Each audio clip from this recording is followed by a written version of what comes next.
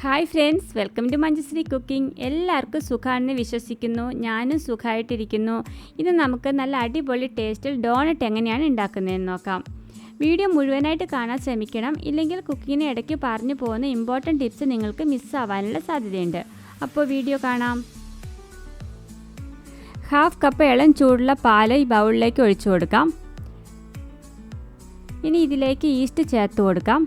1/4 teaspoon ഈസ്റ്റാണ് ഞാനിവിടെ ചേർത്ത് കൊടുക്കുന്നത്. ആക്റ്റീവ് ഈസ്റ്റാണ് ഞാൻ യൂസ് ചെയ്യുന്നത്, അതുകൊണ്ടത് ഡയറക്റ്റായിട്ട് പാലിലേക്ക് ചേർത്ത് കൊടുക്കാം.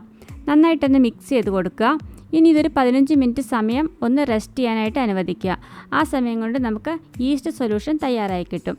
ഇതിനിടയ്ക്ക് നമുക്കിനി ബാക്കിയുള്ള പ്രിപ്പറേഷൻസ് തയ്യാറാക്കിയെടുക്കാം. 2 കപ്പ് മൈദ നന്നായിട്ടൊന്ന് അരിച്ചെടുക്കാം. അതിനുവേണ്ടി ഞാൻ ഈ സ്ട്രെയിനർ യൂസ് ചെയ്യുന്നുണ്ട്. അപ്പോൾ എപ്പോഴും മൈദ യൂസ് ചെയ്യുമ്പോൾ അത് അരിച്ചെടുക്കാനായിട്ട് ശ്രദ്ധിക്കണം. ഇനി ഇത് ഈ മിക്സിയുടെ ജാറിലേക്ക് ഇട്ട് കൊടുക്കാം.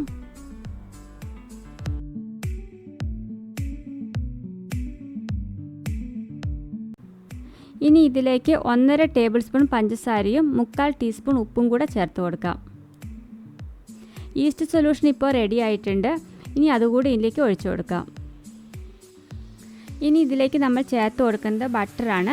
1/4 കപ്പ് റൂം ടെമ്പറേച്ചറിലുള്ള ബട്ടറാണ് എടുത്തിട്ടുള്ളത്. റൂം ടെമ്പറേച്ചറിലുള്ള ബട്ടർ എടുക്കാൻ ശ്രദ്ധിക്കണം കേട്ടോ.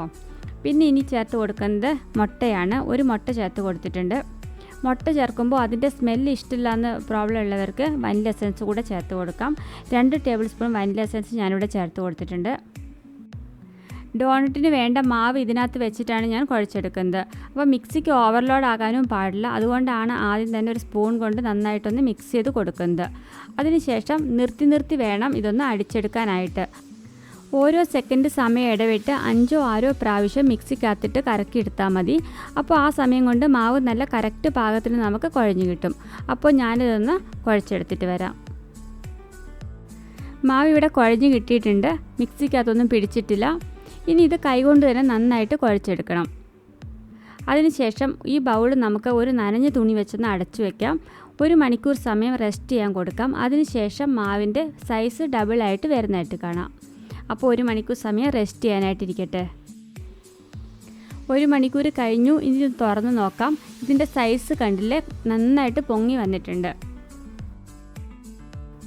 ഇനി ഇത് പരത്തിയെടുക്കണം. പരത്തുമ്പോൾ 1/2 ഇഞ്ച് കനത്തിൽ പരത്തിയെടുക്കാൻ ശ്രദ്ധിക്കണം. അതിനുശേഷം ഇതൊന്ന് കട്ട് ചെയ്തെടുക്കാം. അതിനുവേണ്ടി ഞാനിവിടെ ഇങ്ങനെ ഒരു പാത്രവും അടപ്പും ഒക്കെയാണ് യൂസ് ചെയ്യുന്നത്. കട്ടർ ഉണ്ടെങ്കിൽ വളരെ എളുപ്പത്തിൽ തന്നെ നമുക്കിത് കട്ട് ചെയ്തെടുക്കാൻ സാധിക്കും.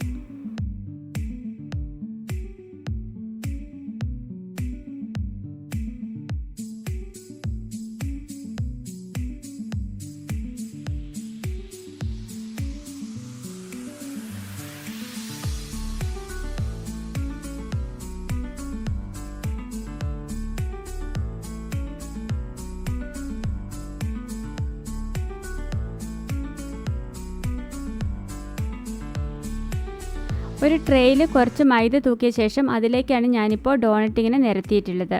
അതിന് മുകളിലേക്ക് ഒരു നനഞ്ഞ തുണി കൊണ്ടൊന്ന് കവർ ചെയ്ത് കൊടുക്കാം. ഇനി ഇത് റെസ്റ്റ് ചെയ്യാനായിട്ട് ഒരു 3/4 മണിക്കൂർ സമയം കൊടുക്കാം. ആ സമയം കൊണ്ട് ഇത് കുറച്ചൊന്ന് പൊങ്ങി വരാൻ തുടങ്ങും. എന്നിട്ട് നമുക്കിത് ഫ്രൈ ചെയ്തെടുക്കാം. ഇപ്പോൾ 3/4 മണിക്കൂർ കഴിഞ്ഞു. ഡോണറ്റ് ഒന്ന് പൊങ്ങി വന്നിട്ടുണ്ട്. ഇനി ഇത് ഫ്രൈ ചെയ്തെടുക്കാം. ഓയിലിപ്പോൾ ഒരു മീഡിയം ടു ലോ ഫ്ലെയിമിലാണ് അഡ്ജസ്റ്റ് ചെയ്ത് കൊടുത്തിട്ടുള്ളത്. ഓരോന്നായിട്ട് ഇട്ട് നമുക്ക് ഫ്രൈ ചെയ്തെടുക്കാം. തിരിച്ചും മറിച്ചും ഇട്ട് കൊടുത്ത് നല്ല ഗോൾഡൻ ബ്രൗൺ ആകുമ്പോൾ നമുക്കിത് എണ്ണയ്ക്കകത്ത് മാറ്റിയെടുക്കാം.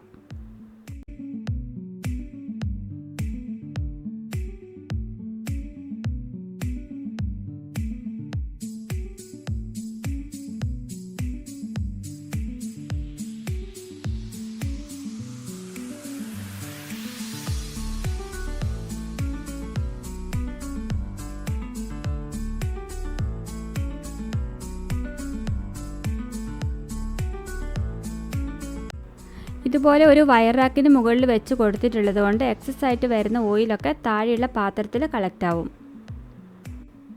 ഇതേപോലെ ബാക്കിയുള്ളതും നമുക്ക് ഫ്രൈ ചെയ്തെടുക്കാം. കണ്ടില്ല, നല്ല സോഫ്റ്റ് ആയിട്ടുണ്ട്. 2 വശം നന്നായി പൊങ്ങി വന്നിട്ടുണ്ട്. ഒട്ടും എണ്ണ കുടിച്ചിട്ടില്ല. അപ്പോൾ ഇനി നമുക്ക് ഇതിന് വേണ്ട ചോക്ലേറ്റ് ഗ്ലേസിങ് തയ്യാറാക്കിയെടുക്കാം. ചോക്ലേറ്റ് ഗ്ലേസ് ഉണ്ടാക്കാൻ വേണ്ടിയിട്ട് ഒരു പാത്രത്തിലേക്ക് 3/4 കപ്പ് പൗഡർ ഷുഗർ ചേർത്ത് കൊടുക്കാം. അതിലേക്ക് 1.5 ടേബിൾ സ്പൂൺ ഹീപ്പ് സ്പൂൺ വേണം എടുക്കാനായിട്ട് കൊക്കോ പൗഡർ ചേർത്ത് കൊടുക്കാം. ഒരു പിഞ്ച് ഉപ്പ് ചേർത്ത് കൊടുക്കാം. ഇതെല്ലാം കൂടി നന്നായിട്ടൊന്ന് മിക്സ് ചെയ്ത് കൊടുക്കാം.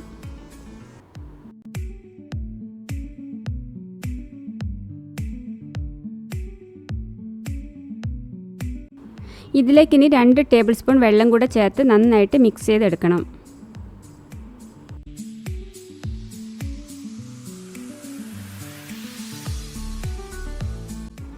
ചോക്ലേറ്റ് ഗ്ലേസ് ഏകദേശം തയ്യാറായി വന്നിട്ടുണ്ട്. ഈ ഒരു കൺസിസ്റ്റൻസിയാണ് നമുക്ക് വേണ്ടത്. ഇനി ഡോണറ്റ് ഇതിനകത്ത് നന്നായിട്ട് ഡിപ്പ് ചെയ്തെടുക്കാം.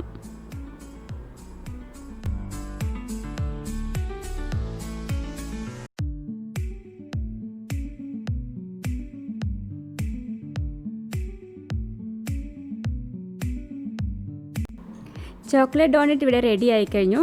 ഇതിനെ ഒന്ന് ഗാർണിഷ് ചെയ്തെടുക്കാം. അപ്പോൾ അതിന് വേണ്ടിയിട്ട് ഞാനിവിടെ യൂസ് ചെയ്യുന്നത് സ്പ്രിംഗ്ലേഴ്സാണ്. ഇത് നമുക്ക് ഷോപ്പിൽ വാങ്ങിക്കാൻ കിട്ടും. നിങ്ങൾക്ക് ഇഷ്ടമുള്ള രീതിയിൽ ഗാർണിഷ് ചെയ്തെടുക്കാം. അല്ലെങ്കിലും ഒന്നുമില്ലെങ്കിലും ചോക്ലേറ്റ് ഡോണറ്റ് അതേപോലെ തന്നെ കഴിക്കാൻ നല്ല ടേസ്റ്റാണ്. ഞാനിവിടെ 2-3 രീതിയിൽ ഇതിനെ ഗാർണിഷ് ചെയ്ത് കാണിക്കാം. ഇത് ഞാൻ ഷുഗറും അതുപോലെ മിൽക്കും കൂടെ ചേർന്നിട്ടുള്ള ഒരു മിക്സാണ്. ഇങ്ങനെ ഉണ്ടാക്കുമ്പോൾ നമുക്ക് വൈറ്റ് കളറുള്ള ഡോണറ്റ് റെഡിയായി കിട്ടിയിട്ടുണ്ട്. ഇതിനും കുറച്ച് സ്പ്രിംഗ്ലേഴ്സ് ഇങ്ങനെ ഒന്ന് വിതറിയിട്ട് ഗാർണിഷ് ചെയ്തെടുക്കാം.